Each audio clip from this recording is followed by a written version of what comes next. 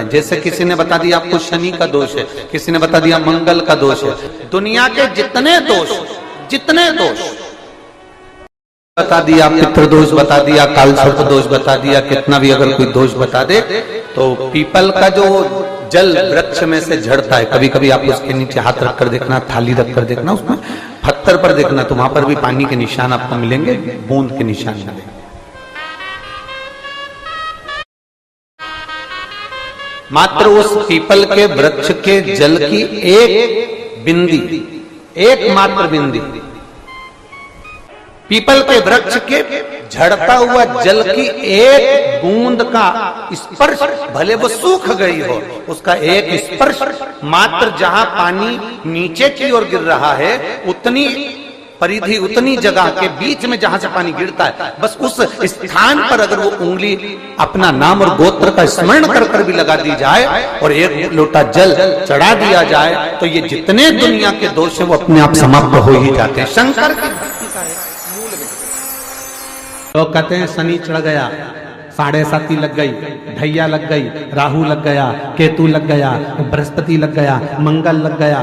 शिव महापुराण की कथा कहती है कोई भी ग्रह लग जाए, घर में से एक लोटा जल भरो, शिव जी पर जल चढ़ाना प्रारंभ करो, सारे ग्रह अनुकूल हो जाएंगे। तुम्हारा कोई भी ग्रह प्रतिकूल नहीं हो सकता, कोई ग्रह तुम्हें तकलीफ नहीं दे सकता, सब तुम्हारे अनुकूल हो।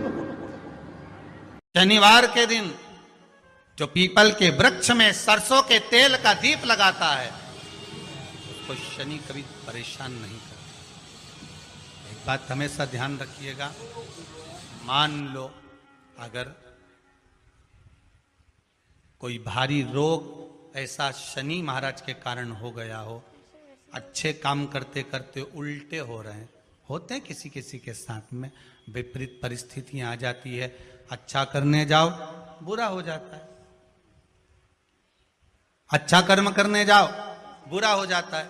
तो पीपल के वृक्ष की जो छाल होती है, छाल देखिए, पीपल के वृक्ष में जो छाल लगी होती है, उस छाल को घिसकर चंदन बनाकर भगवान शंकर का स्नान कराकर, अभिषेक कराकर, पूजन कराकर, पूजन कराने के बाद में पिपलेश्वर महादेव का नाम लेकर, कौन से महादेव? पिपलेश्वर महादेव का नाम लेकर वो जो घिसी हुई छाल होती है, उस छाल का तिलक भगवान शंकर को लगा लो और उसी का थोड़ा सा भाग अपने कंठ पर, मस्तक पर लगाना प्रारंभ कर दो। धीरे धीरे जो विपरीत दशा है वो सुधरना प्रारंभ हो जाती है। पर नाम याद रखना, पिपलेश्वर, जम के बोलिए, पिपलेश्वर महादेव भगवान शंकर का एक अवतार है, पिपलाद अवतार।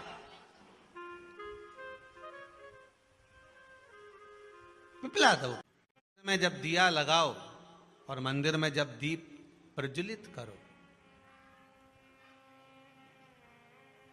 उस समय पर जब मंदिर में दीप लगाएं और मंदिर में जब दिया प्रज्वलित करें, अगर गोल बाती है तो वो तो दिए के बीच में ही होगी, फूल बाती है तो वो दिए के बीच में होगी। और मान लो अगर लंबी बाती लेकर गए हो, लंबी बाती को लेकर पहुंचे हो, तो अगर दीप लगा रहे हो, कामना रखकर लगा रहे हो कि मेरी ये कामना है, तो वो दीप का, बाती का मुख अपनी ओर रखना, पर कोई कामना नहीं। हम भगवान को केवल इसलिए रिझा रहे हैं कि मेरा भोलेनाथ मेरा भंडार भरे और मेरे घर में सुख समृद्धि दे। तो दीप की बाती का मुख भगवान की ओर होना चाहिए कि हमने तेरे भरोसे पर छोड़ दिया। अब हम किसी से नहीं पूछेंगे कि हमें क्या करना है, ये दीप की जो बाती का मुख है वो आपकी ओर है। अर्थात मेरा जो जीवन है, मेरा जो संपूर्ण परिवार है, मेरा जो कुटुंब है, मेरा जो कबीला है, मैं जिस घर में निवास करती हूं, मैं जिस घर में रहता हूं, उस घर का संपूर्ण कारभार सब तुम्हारे भरोसे पर है। तो बाती का मुख कहां हो गया? भगवान की ओर हो गया। बाती का मुख फिर भगवान की ओर। पर ज्यादातर लोग दिया जो लगाते हैं ना, वो अपनी ओर बाती करके ही लगाते हैं। मतलब इनकी कामना चलती ही रहती है 24 घंटे, कुछ कुछ कामनाएं इनकी जागरूक रहती है।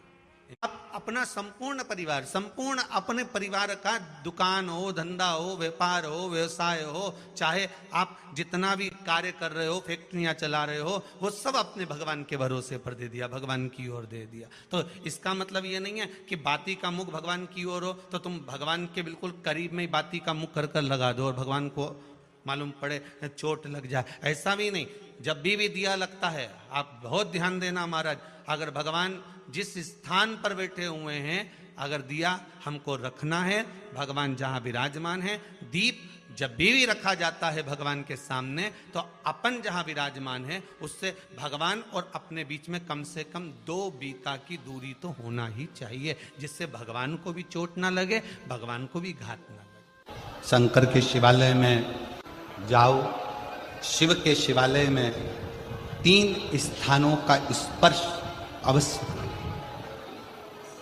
किसी किसी मंदिर में शंकर जी के शिवलिंग को छूने नहीं देते, जैसे दक्षिण साइड में, साउथ में। तो अपने ही घर में जो शिवलिंग है उसके 3 स्थानों का स्पर्श अवश्य समझिए। पहला, शंकर भगवान के जहां से जल बहता है उस स्थान, ये जलाधारी है, जल बहता है, ये शिवलिंग है, यहाँ से जो पानी नीचे की ओर जाता है